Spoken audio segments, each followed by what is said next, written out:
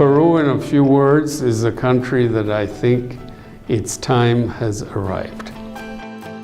Peru's biggest strength right now is definitely the growth of the middle class. I think something like 57% of the population of Peru is now part of the middle class, and that's a radical and dramatic increase from what it was 5 or 10 years ago. We have no debt, a huge amount of international reserves, high growth. We have the lowest inflation in the region among the major countries, so Peru has been growing very fast, and the challenge is to make sure that we avoid the so-called middle income trap.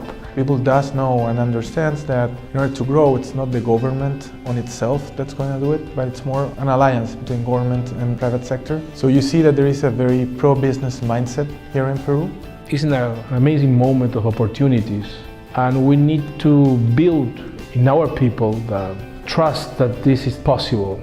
We have a very young population that will carry us for the next decade or two. That population, as opposed to other countries, wants to educate itself.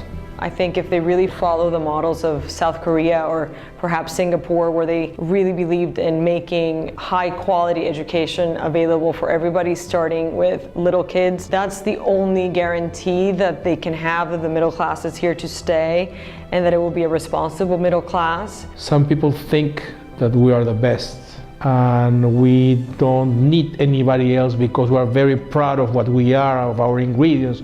And it's very important to remember that we're a multicultural society, that we've been receiving for the last 400 years people from all over the world, Japanese, Chinese, Africans, Italians, people from Spain. And if we close that door, if we close that window, we start to fail. Despite being a society that has racial prejudice, Peru is actually, from a business point of view, a very open society.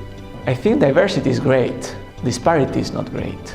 Inequality in Peru has actually declined a little bit, but it's still high.